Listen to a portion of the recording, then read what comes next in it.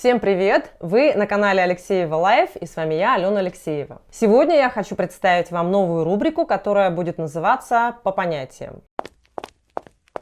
Понятно, что отсыл такой немножко там в 90-е, в 2000-е, жить по понятиям, давай поговорим по понятиям, да, и так далее. Давайте, кстати, поговорим по понятиям. Сегодня я хочу рассмотреть понятие демократия. Я знаю, что вы думающие люди, я знаю, что большинство прекрасно знают, что такое демократия. Но все-таки есть люди, которые в этот вопрос каким-то образом никогда не углублялись, которые этим вопросом, может быть, вообще никогда не интересовались, да? Итак, простыми словами, что такое демократия?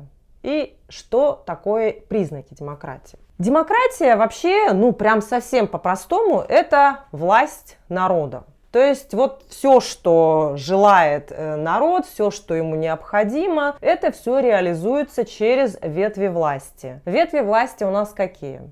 Исполнительная, законодательная и судебная. Еще есть четвертая власть, СМИ. И давайте, значит, по отдельности мы рассмотрим. Исполнительная власть – это что?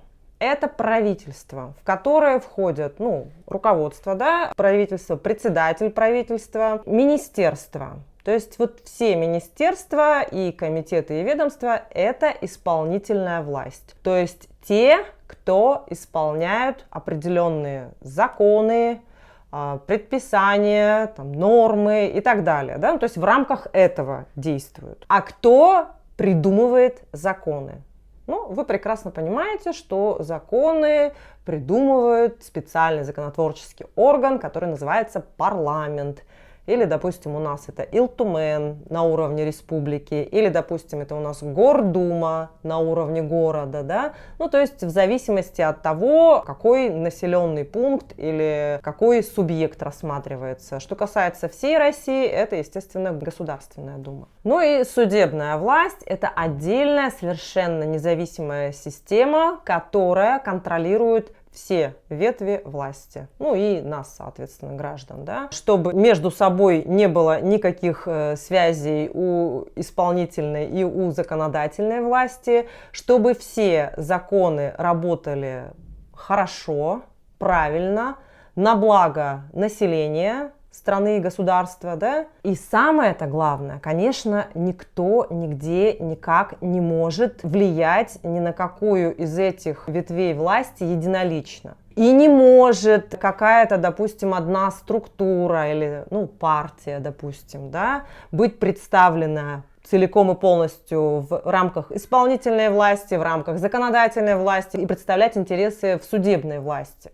И давайте теперь анализировать, а что же происходит у нас? Как мы все видим, большинство мест во всех парламентах почему-то принадлежит одной партии. Почему-то интересы именно одной партии реализуются и на уровне исполнительной власти. Почему, собственно говоря, я и так активно проводила вот эту вот работу, назову ее работой, для меня это, конечно, было просто очень важно. Период голосования по поправкам в Конституцию, для меня это действительно был очень важный вопрос. Мне было очень важно собрать, как-то и встряхнуть людей, которые, были относительно индифферентны к вопросам политики или общественной жизни, но именно власть народа реализуется таким образом, что депутаты, которых мы выбираем из народа, должны работать в интересах этого же самого народа, а не быть марионетками исполнительной власти. Понимаете, в чем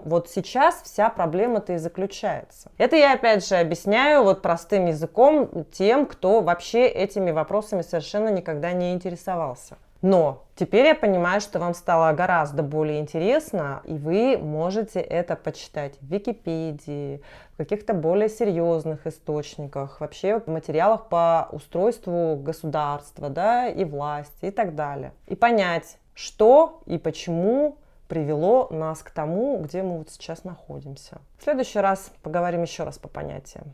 Если что, кстати, пишите, какие бы вам понятия или явления, или события хотелось бы обсудить. Будет очень интересно. С вами была Алена Алексеева. Вы на канале Алексеева Лайф. Кто не подписан еще, подписывайтесь. Нажимайте на колокольчик, пишите комментарии, ставьте свои лайки. И до встречи в следующий раз. И меня смотрят думающие люди.